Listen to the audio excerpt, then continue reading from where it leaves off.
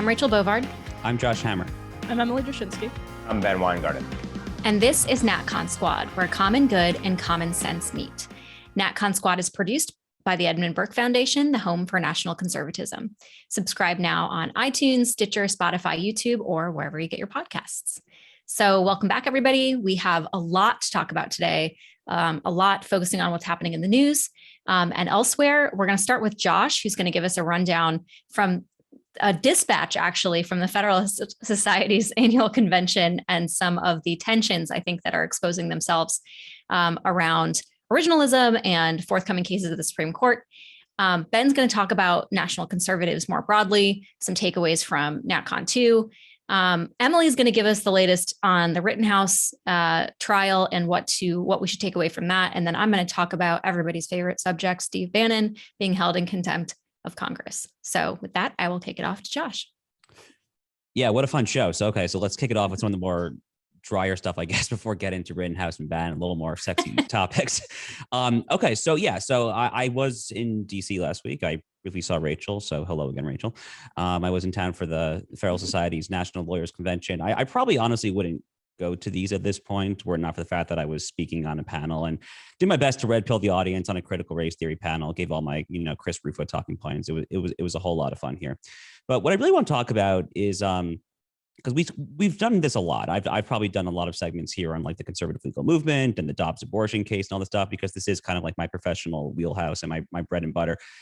But I want to focus specifically on kind of like what I observe and what some of like fellow conservative bloggers, including on the Vol conspiracy, which is probably the most widely read legal blog out there, have started to observe as well, which is this real palpable tension and this kind of disconnect between kind of young conservative students, young conservative lawyers, even multiple judges who like oftentimes would like privately kind of come over to me and confide in me, and what we might call Originalism Inc. or Conservative Legal Movement Inc., kind of like the veterans, the gatekeepers, if you will, the people who run these various organizations who, exist to kind of connect students with judges for clerkships and professional networking and things of that nature.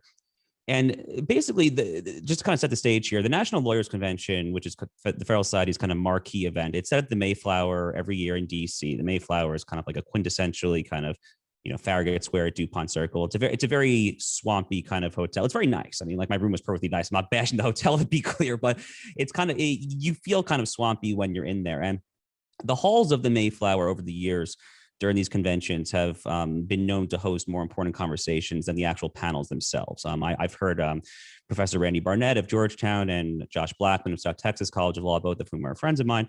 It was kind of in the halls where they launched the lawsuit that ultimately became the first Obamacare lawsuit, the NFIB versus Sebelius. There's like a million kind of like anecdotal stories like that, right? So I didn't personally attend many panels, to be honest with you. I kind of just spent my somewhat limited time there in the halls.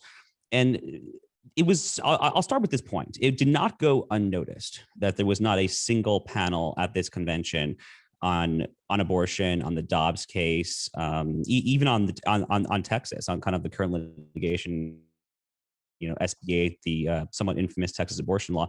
There was really no programming dedicated to this whatsoever.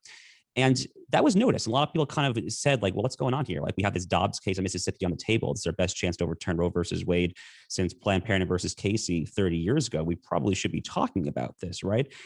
And it kind of gets to a broader point that I've talked about and written about at length. Rachel has written about at length here, which is this growing disconnect between young students and young lawyers who are just sick and tired of kind of the fetishization of administrative state and kind of neoliberal kind of economic issues, largely centered around kind of like George Mason Law School, which is like a famously libertarian law school.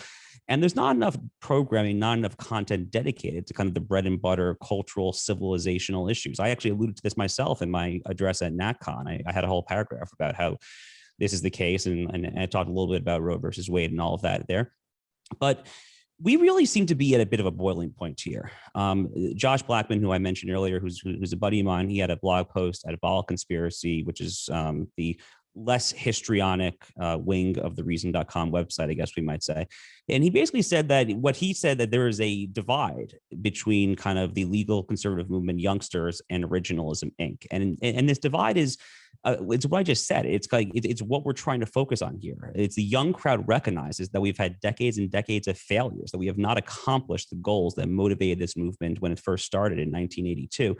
And numerous judges came up to me and basically said, like, this is it. Like, if we're not overturning like Roe versus Wade, or at least overturning Planned Parenthood versus Casey, the successor to Roe this term, it's all up in the air. I mean, I literally had judges come up to me and say, like, have you thought about trying to like start like a rival federal society? I mean, like it's like at that level here. So we really are at like a real boiling point here. And I just thought kind of the palpable tension that I felt, and that I know a lot of other people who were there felt, was kind of just worth shining yet another spotlight upon. Personally, I dance like a very delicate dance with the Federal Society because I'm a member. I speak there a lot, but I'm a critical member from within the broader fold, obviously. And I have friends on the inside who I try to work with to get good programming. But the upshot here, and I guess I'm happy to kick it open to the group on this note, is FedSoc to an extent is kind of just like a proxy. It's kind of just a proxy for kind of this professional conservative class. FedSoc obviously is kind of the legal version of the professional conservative class.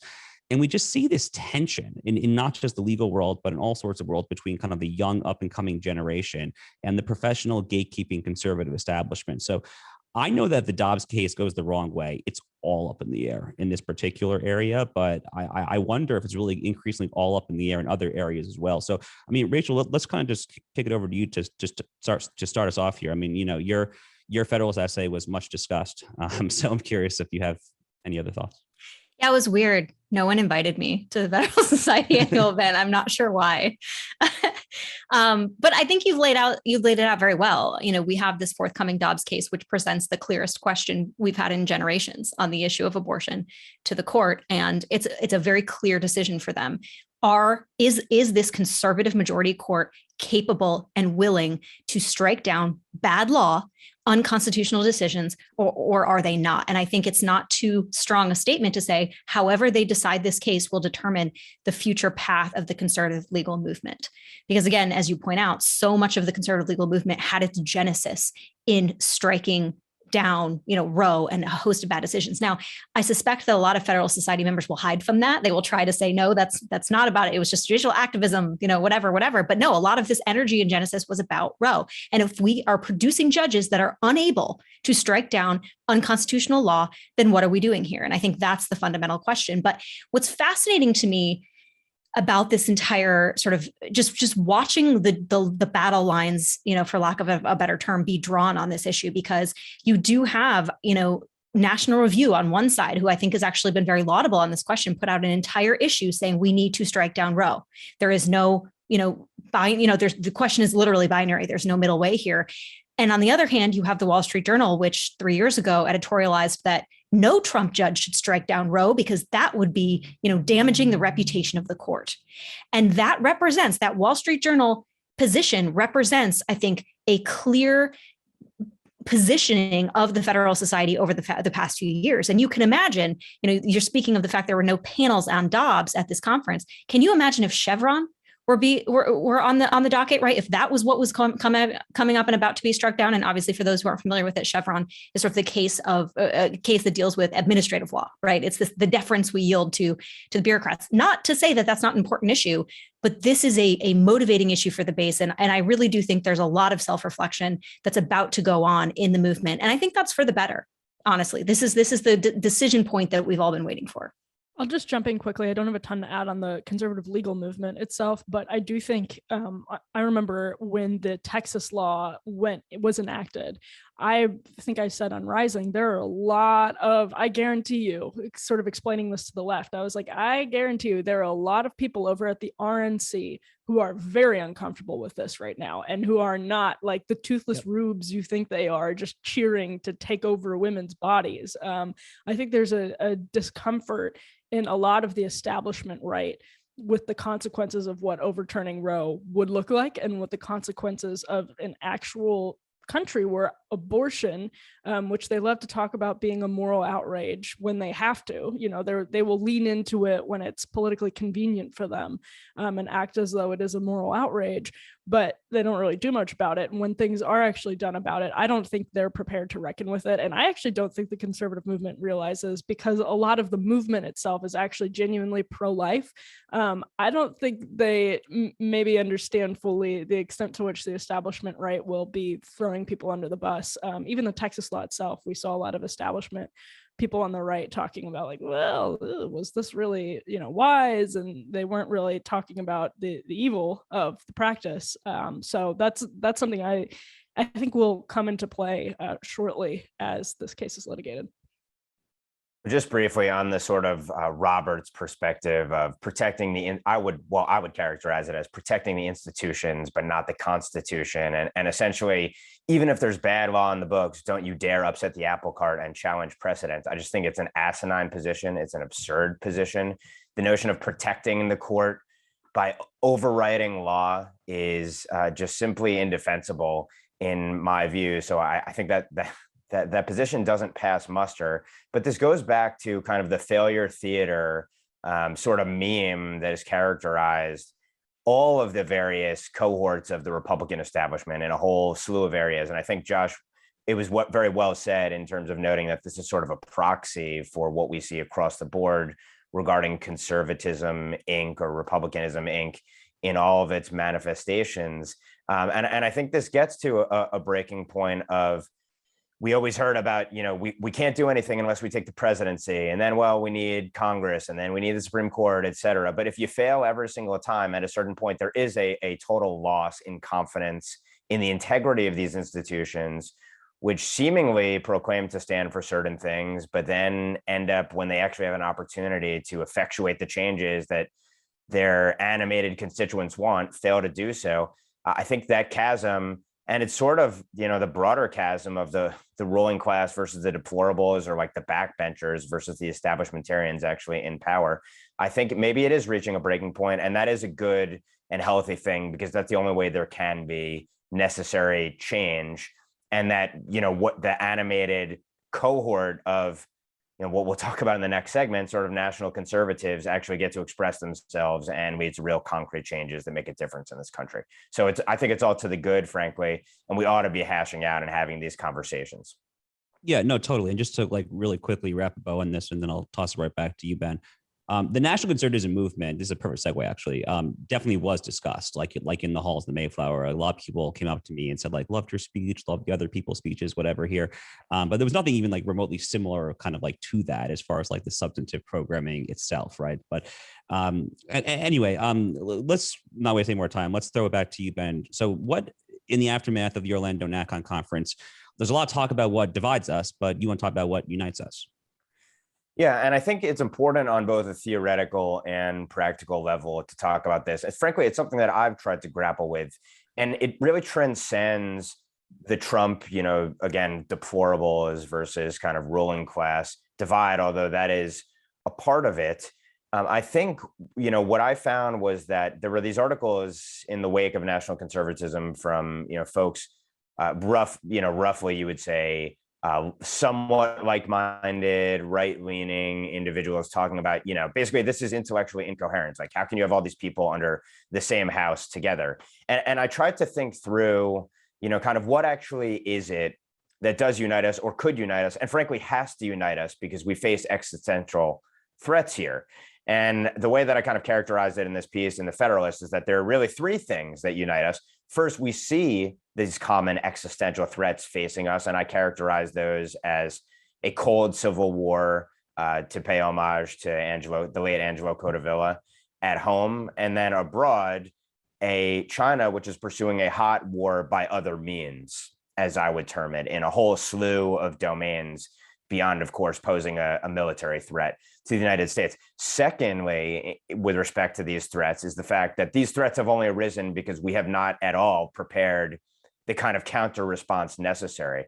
Simply going along with not fighting culture war issues, for example, not fighting these existential battles that underlie questions or go well before questions of, as we've talked about before, marginal tax rates or the size, scope of the social welfare state, et cetera, et cetera.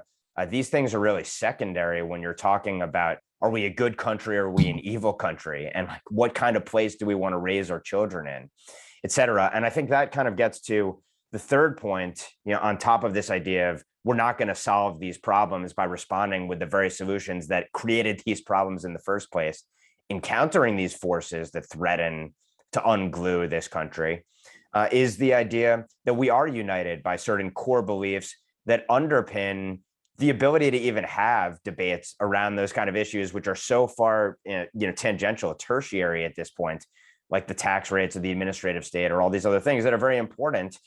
But unlike when we faced prior existential threats, like during the Cold War, for example, across the political aisle and certainly among our elite, there really is a divide about those questions like, are we a good country or an evil country? Like, what is the American way of life? Is the American way of life worth defending? Who would defend the American life to the extent you think that we are a deplorable bastion of bigotry and evil, and that our enemies actually have a point? That who are we to challenge and try to claim no moral equivalence between us and XYZ horrible power around the world? So in this piece of the Federalist, I sort of lay out some of the things that unite us, and I'll just repeat a few of them real quick.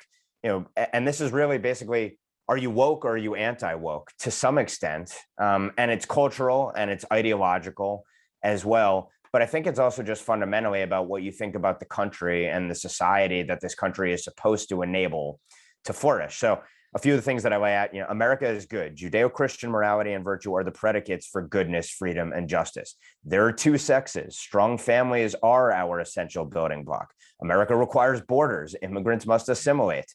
Law and order and equal justice are imperative. Communities must be safe, orderly, and cohesive. Schools exist to teach children how to think and to be patriotic and productive citizens. Society must cultivate excellence, not mediocrity. The interests of the nation and its people must be put first, period, full stop. And culture trumps economics. And thinking about it, the other thing that I would add is that we, of course, have to have free speech, period, full stop. And that threats to free speech, even under the guise of being private actors infringing upon that speech, have to be put down. Those threats cannot be allowed to stand. And during the National Conservatism Conference, and I allude to this in the piece, I thought Chris Rufo laid out tactically that the offensive against CRT and wokeism in our schools presents a model that can be replicated on a whole slew of similar issues. I alluded to Josh's speech as well in terms of the broader theoretical underpinnings of this argument, and then Rachel's as well. I want to commend for a great rousing speech with respect to how to fight on all of these grounds politically. But I just think that there is something that underlies and unites people who may have, disparate takes on tactically how we go about taking on these issues. But at core, we agree on a few really important things, and that not only ought to be enough to unite us, but it has to be enough to unite us, given the size, scope, and nature of the threats at home and abroad that we face. So others, I'd be curious to know what you think about this, both on an ideological and then a practical level as well. If you had any other critiques of national conservatism, I'd welcome them. I'll just jump in quickly to say, I think one thing, Ben, you just mentioned, the problems won't be solved by the things that created the problems in the first place. And I think that's an important point. And I also think Chris Rufo is a really good example. I think the conservative movement has been navel gazing for decades and sort of reveling in these spats back and forth between this NR writer and this Weekly Standard writer and this, you guys know what I'm talking about. And I think that we have to turn outward, and it's not that people haven't been trying. It's extremely difficult, but I think Rufo showed that if you do look outward and you do sort of adopt very practical methods of talking, and he's somebody, by the way, who came really to CPAC every single year, listening to the same people talk about the same panels, and reading, every single thing that any George Will put out, whatever. And so he came in with really fresh eyes. And I think there are a lot of people as NatCon showed, somebody like Boccia coming into the conservative movement with fresh eyes right now. Chris Rufo, Boccia, Amanda Milius was on the panel that I was on with Boccia as well. And I think coming in with those fresh eyes and turning outward, those are two really important things. And the sort of navel gazing that gets to be so like ego stoking between this bow tie wearing writer and this corncob pipe smoking writer. That's sort of an era that has to end in the conservative movement. And Rufo is a great example of how to do that. I think that's well put because go ahead, Rachel. Sorry. Yeah, because I do think that there's a lot of debate right now, which I think is artificial, which is like, well, this is a new conservatism and all this. And I sort of made this point. I think, Ben, you implicitly just made the point in your piece too. I made this point in my speech that this isn't new conservatism. This is conservatism reprioritizing, what it focuses on. And that's, I think, what's essential to this debate that's sometimes missed. And, the movement towards like national conservatism, I think, has grown out of, again, a foresight and a looking ahead to the challenges we now face, where I think what we chafe up against in DC is this sort of what we, dismissively refer to as Con Inc. But it's just this, again, to use Emily's term, navel gazing way of thinking that, again, the priorities of the 1980s, of Reaganism, of whatever you want to call it, business focused conservatism somehow apply when you're dealing with truly existential threats. I think Emily's term navel gazing is important here because I think there's a lot of debates being had right now that I think are a little bit of a distraction about NatCon or national conservatism, being a new type of conservatism. And I tried to make this point in my speech that I don't really think it is at all. I think it's simply, conservatives reprioritizing their emphasis, recognizing new threats, pulling on our traditions, taking them out of the box and applying them to this present moment, rejecting, I think, what we chafe against, which is this sort of what we call Con Inc., right, in DC, which again is the navel gazing, this ability or this focus on, political solutions that worked for an old political coalition of the 1980s and thinking they're going to be exactly the same here, treating what is temporal, right, as though it's eternal. And I think that is the mistake. But I don't think that we're upending conservatism by any means. And I think, Rufo's example is so instructive for a number of reasons, but one of them is because he came from the outside, because he went to the existing institutions and said, I'm trying to fight this new threat. Can you help me? And they all said basically, no, right? We don't do this. We're not equipped for this. And so he went and built that movement himself. And I think that is what you're seeing, so much of the energy and light and heat around national conservatism is that reflection of, acknowledging new threats and addressing them as they arise, using it within our existing traditions. And to me, that's, why there's so much energy there. So look, I agree with everything that's already been said here. I mean, I think back a little bit to this American Compass blog post that I wrote last March. I think it was entitled "The Deliberalizing Imperative" here.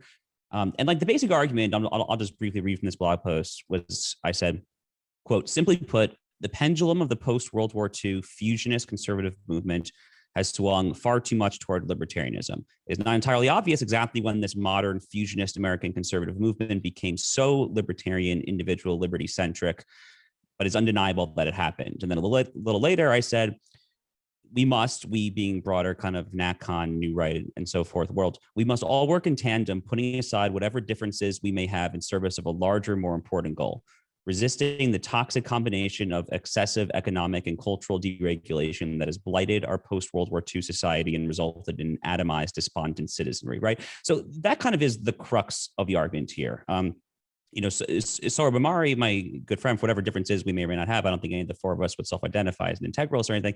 I mean, his speech, I think, kind of nailed this. I mean, talking about how you ultimately, and if this sounds like quasi-Marxist, I guess so be it, you ultimately cannot disentangle the economic and the cultural. Economic policy has manifestly cultural ramifications, and like you can't just talk about it in the abstract, pursuing kind of blind, laissez-faire, offshoring jobs at all costs, sort of kind of neoliberal economic policy without expecting there to be kind of a cultural pushback at some point here, right? So I think it was Michael Knowles in his NatCon speech had some like funny applause line, right, where he talked about how like Straussian, Claremonster, Paleocon, Burkean is like the right's version of gender pronouns, right? I don't remember the exact line, but something like that, right? And I totally agree with that. We need to, the imperative is kind of put that aside and focus on what we agree upon, which is that we need more consolidation, more meaning, and that does and ought to, I think, require a slightly heavier wielding of state power when necessary to push back against the woke agenda. Yeah, just to add to that, and because the times demand it and the circumstances require it, because we have ceded every single other part of the entire power structure that exists in this country. Again, also not to sound Marxian, but the bottom line is these are the threats we face. These are the stakes, the circumstances. And so you have to be able to apply creative tactics and strategies given the threats we face. And I think Rachel is totally right to talk about it's more a reprioritization than completely dispensing with what we've done before, but there do need to be different tactics certainly applied because there's concentrated public and private power, oftentimes on the side of our worst foreign adversary, communist China, that's trying to grind us to heel, essentially. So of course we have to react this way. So we can go ahead and transition to the Rittenhouse trial right now, where there are some, I think, battle lines, even on the right, being drawn. As we are recording this episode on Tuesday evening, jurors in Kenosha, which is not far from where I grew up, are deliberating over the evidence and will be rendering a verdict at some point soon. We don't know if it's tonight, and certainly that could happen by the time this episode airs. And so we can keep the conversation general enough to say that right now there are, I think, 500 National Guard troops at the ready in Kenosha because they are anticipating possible riots, given that this trial of Kyle Rittenhouse was set up to be the trial of a white supremacist out for blood. And what I wanted to talk about in this segment is the many revelations from the left over the past week, and as this trial has played out publicly, of people saying, I had no idea that Kyle Rittenhouse's victims were not Black. I've seen that that sentiment expressed over and over again. And I think it's a good example of how our media sets the country up for division and sets the country up for these sort of painful trials where Rittenhouse is now being sort of thrust into this position of like some sort of avatar for something. I mean, I don't even know what. A kid who, in my opinion, made a bad decision to, as a literally 17-year-old, go armed into essentially what was a war zone. Same time, he wanted to help protect the community that he worked in. And so, I mean, I think it's a bad decision, but to hold it up as a clear-cut case of white supremacy, as I believe, I think it was Ayanna Pressley, one of the squad members, did, it's outrageous. And it sort of creates this false reality that we live in a country where the streets are literally patrolled by AR-wielding white supremacists who are out for blood, like something out of the Jim Crow era. We have the president of the United States calling voting laws like Jim Crow 2.0, and it just does such an enormous disservice to the country. It's political rhetoric for the sake of scoring points and getting votes, but it has, I think, really created a false reality for a lot of people in the country. And as the trial played out over the course of the last couple of weeks, I think that was really clear. So with that, I'll open it up to the group. It has been incredible to watch people either stay in or realize the echo chamber they've been living in. You don't often get examples of this, but you actually have seen people on the left come out and say, I did not even understand the facts of this case as presented to me by the media, because again, as Emily pointed out, they completely distorted the narrative to make it about white supremacy, ignoring the fact or dismissing entirely the fact that it was a white guy shooting 3 other white guys. And there was no racial element to this case at all.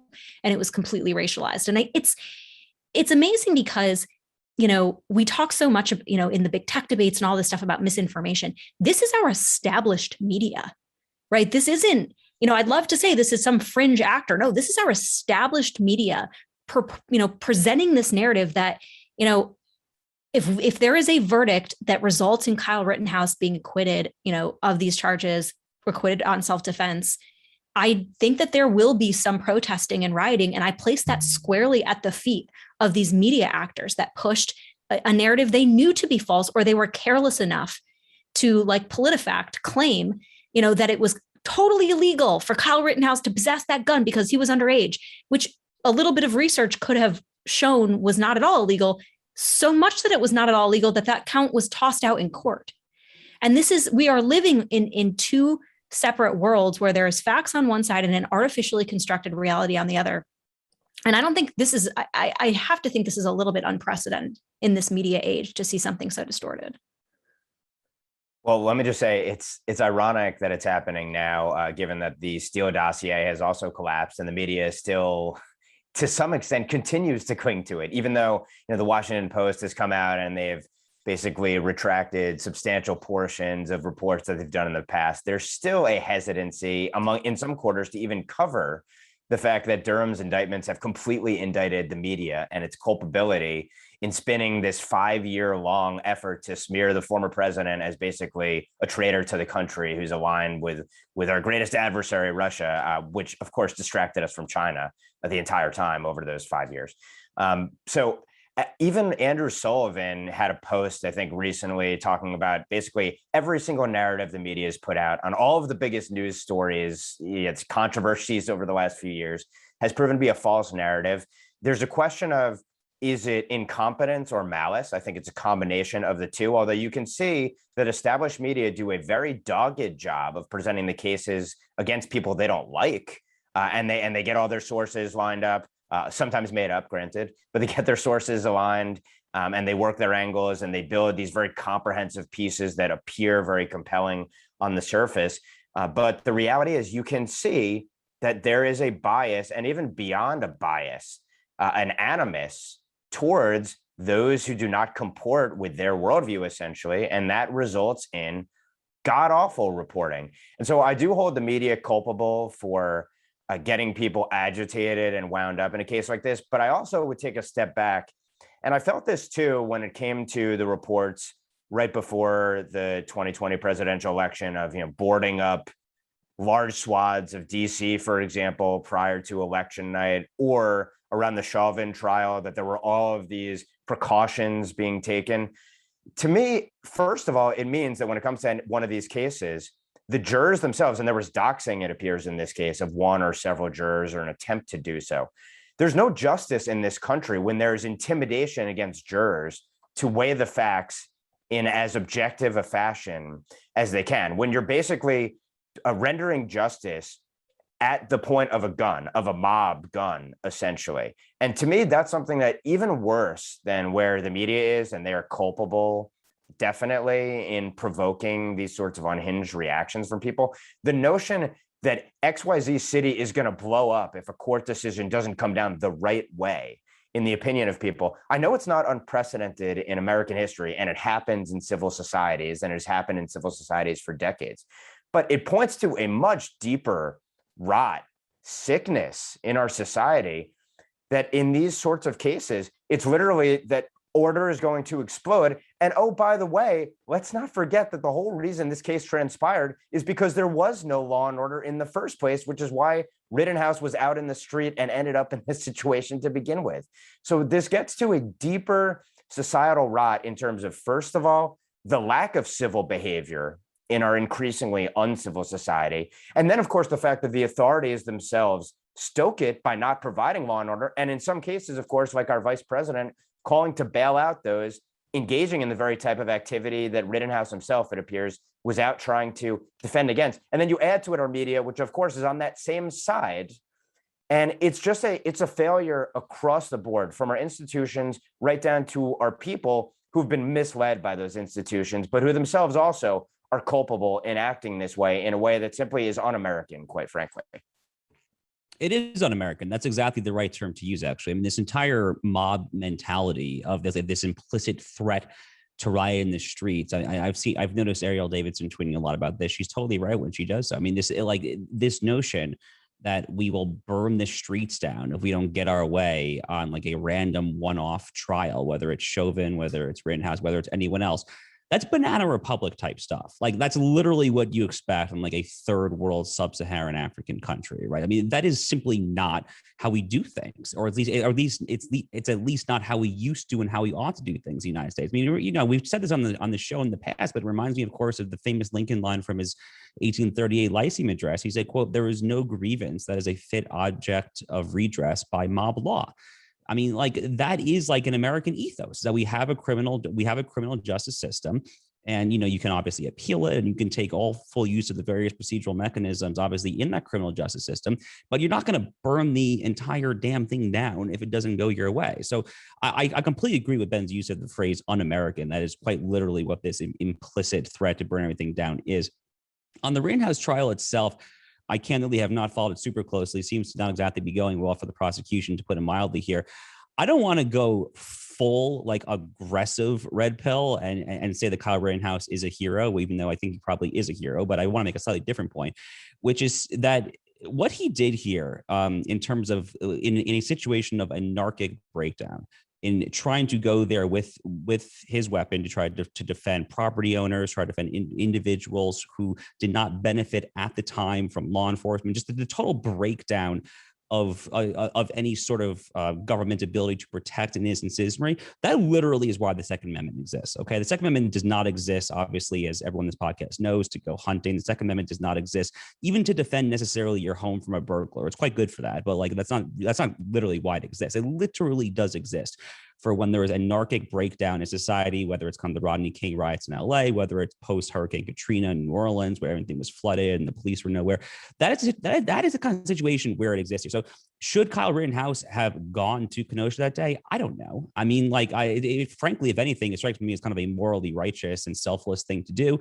I don't really know the kid or what his specific motives were, but I think there was a strong case to be had that Kyle Rittenhouse is a hero for what he did. But even holding that aside, this is the quintessential use and is the quintessential defense of the Second Amendment. And I think in kind of a bygone era, we would have inherently understood this. We would have seen this for what it is, which is kind of an act of strong kind of Tocquevillian kind of Republican self-governance, love of country, and kind of virtue and manliness, for lack of a better term, kind of being put into practice. So hoping and praying for the best for Mr. Rittenhouse. I suspect when this podcast comes out, we may have had an answer, actually. Yeah, so transitioning to another politicization of justice in America. People may have seen, earlier this week, well, I guess it was at the end of last week, Steve Bannon, who was subpoenaed by the January 6th Commission in Congress, refused to show up for his subpoena, was held in contempt of Congress, and the criminal referral was sent to DOJ. Many of these criminal referrals are sent to DOJ. Hundreds of them are not acted upon ever. Well, DOJ acted upon this one the first time, I believe, since 1983, and has now, is prepared to try Steve Bannon for contempt of Congress. He faces, I think, up to a year in jail, up to $100,000 fine. Now, I want to frame this for people who haven't been following the January 6th Commission. I just want to start with this. The FBI has investigated, as corrupt as the FBI is, the FBI has investigated the January 6th activities and found there was no sort of network or collusion or giant conspiracy to breach the Capitol, that it was sort of in the moment by, independent actors acting sort of in the heat of it. They have found, again, no general conspiracy to do this. They have interviewed individuals. They've charged, how many individuals that are now in jail. Yet the January 6th Commission has taken upon itself to further investigate this, and in doing so, harvesting the private records of innocent Americans who in many cases have either never been investigated by the FBI because there was no grounds, or been investigated and cleared. They are harvesting their private details. They are looking for cell and text records of members of Congress.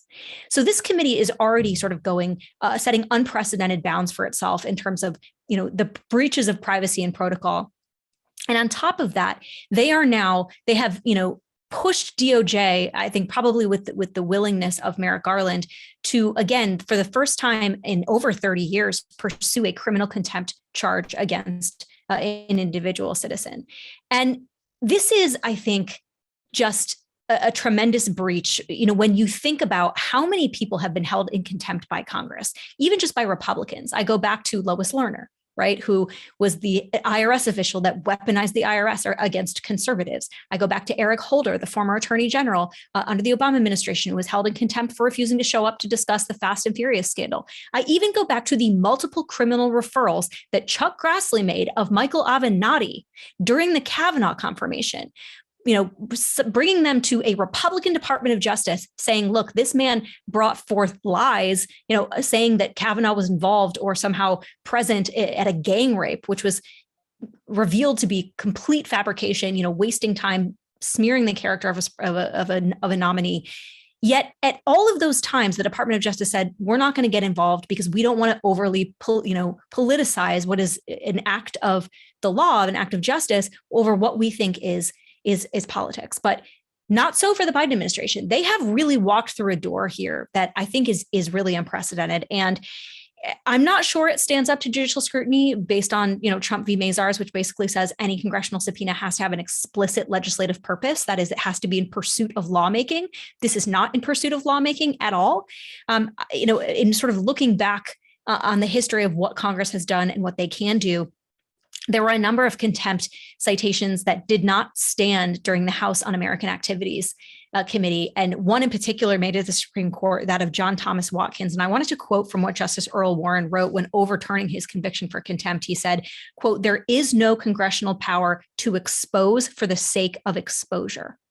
And that is exactly what this committee is intent on doing. The FBI has already said there's no grand conspiracy. The GOA has already looked into this claim that Republican members of Congress were conducting reconnaissance by giving their constituents tours and found it baseless. There is nothing here but overt political gamesmanship. And now they are intent on dragging former political officials into it. And, look, they are setting up the precedent for Republicans to do this should they take back the House. But of course, Republicans would have to have a lot of stones, I think, to be able to follow through. And I'm not sure that they will. But I put this forward because I don't necessarily think on the right it's getting the attention it deserves for how blatant and how gross the sort of just politicization of the Justice Department yet again in this instance. Well, let me just say it first on the narrow part about Republicans having no stones to do an equivalent thing. That's exactly why the Democrats do this, because they know that they will not be met with an equal and opposite counterreaction. And I think that you frame this very well in making very clear what I would summarize as the fact that what Democrats in Congress are trying to do is execute the political persecution that they can't get from the legal prosecution. The DOJ, which for all its talk about shock and awe, sedition, et cetera, in the words of leading DOJ officials, none of the cases that they're prosecuting come remotely close to that. In fact, really the gravest charge that's being put forth is a novel one, which is obstructing an official proceeding. I'm paraphrasing that, which hasn't really been applied in an equivalent circumstance, by the way. And that's like the crux of their greatest cases. And oh, by the way, as we've talked about, or at least alluded to in the past, those who were members of organized groups, it appears there were at least several informants associated with them. And some of the leading organizers themselves haven't been pursued, at least to date, by the DOJ. So yeah, it's a joke, but it's more than a joke because it does get to this precedent that's being set of using the full power of the federal government to target the political opposition, essentially. That's really what this is about. The civil liberty infringements are obviously there. There's who would ever want to work in a Republican administration again, potentially, if you knew that you would be subjected to, in essence, this sort of retaliation going forward. Obviously, part of this is probably trying to drag these people through the mud to try and smear and target and chill anyone around President Trump, former President Trump, going into 2024. So there's that aspect of it as well. One of the funniest things, of course, about all of this, though, is Merrick Garland's statement when this indictment came out. And I'll just read briefly from it. "Since my first day in office, I've promised Justice Department employees that together we would show the American people by word and deed that the department adheres to the rule of law, follows the facts and the law, and pursues equal justice under the law. Today's charges reflect the department's steadfast commitment to these principles." I mean, this is Soviet stuff. That is seriously, like, when you compare what the Justice Department is doing. And right before we came to record this today, by the way, a whistleblower apparently presented documents showing that the DOJ was out there pursuing parents using counterterrorism authorities or powers here. And this is really some of the most chilling kind of behavior that we've ever seen. And maybe this is the way that our national security and intelligence apparatuses have acted in the past, and we just didn't know it. But my God, we've crossed a Rubicon. During his hearing, Attorney General Merrick Garland's hearing, in front of the House Judiciary Committee, where he was challenged on the targeting of parents, there was a Ukrainian-born representative representing a district in Indiana who said that the FBI is acting like the KGB or the FSB, and it didn't get a lot of play. But on a daily basis, it really seems to be proving itself out. It's shocking, it's chilling, and this is further evidence of the banana Republicanization of America. I think that's really well said. I mean, honestly, I was going to save what I was about to say here for closing thoughts, but it honestly kind of fits really well in here as well. I mean, just talking on the broader point of the politicization of the DOJ and by extension, the intelligence community as well. We haven't even talked about what's going on at Project Veritas with James O'Keefe and what's happening there. Just to kind of catch all the viewers up here, the FBI basically pre-dawn raided James O'Keefe's house. I believe he's in Westchester County, New York, if I'm not mistaken. There, he was kind of in handcuffs in his own house for a handful of hours. There is no particular charge that I'm aware of that is currently being investigated. There's no particular allegation of misdoing here, and in the midst of this, right now, O'Keefe is not currently sitting behind bars as we speak, but in the midst of all of this here, and the story here, by the way, gets back to what's the Biden relative's name? I'm blanking on the first name. Ashley Biden. Ashley Biden. Thank you. Yeah, it gets back to kind of documents that Project Veritas got from Ashley Biden. I have not seen a serious allegation that these documents were obtained illegally or anything of that nature here, but what makes this even worse is that then there was a New York Times article that I saw that our friend and sometimes co-host Will Chamberlain was tweeting about just last week. There was a New York Times article where it was obvious that the FBI, after going into O'Keefe's house and raiding this about the Ashley Biden stuff, then was feeding information to the New York Times there, and was basically, I don't remember the exact quote, but they were basically saying the New York Times here, like the FBI is interrogating whether or not Project Veritas is following all proper procedures there. But the point here is that the FBI and the New York Times literally just ganged up. They ganged up on this third-party operation here with no particular semblance of independent rule of law integrity whatsoever.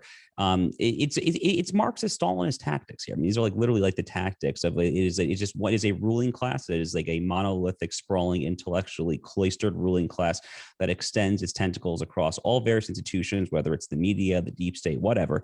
And they're here to subjugate us. They are here ultimately to subjugate people who think like us here. And maybe we can flesh that out in closing thoughts, because it's just pretty just Orwellian stuff, honestly.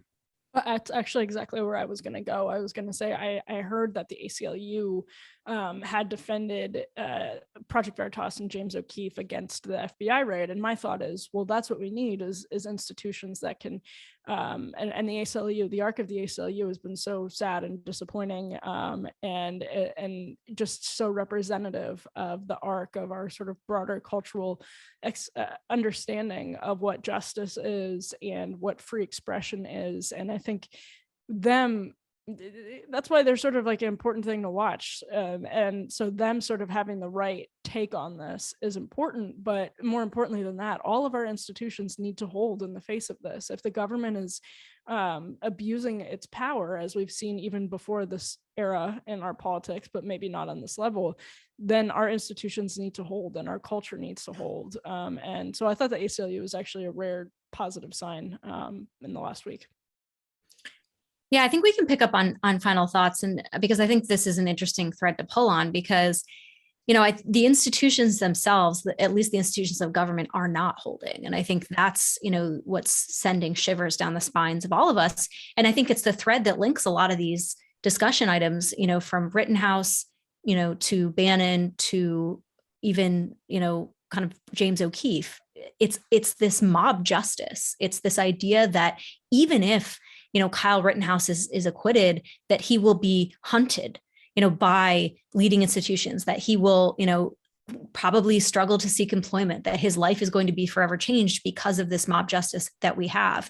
You see the James O'Keefe, I think, example is illuminating here too, because according to his side of the story, he turned over the diary, the Ashley Biden diary, to the FBI because he was concerned it was stolen, and that was like journalistic ethics for handling stolen material or whatever. That's his side of the story.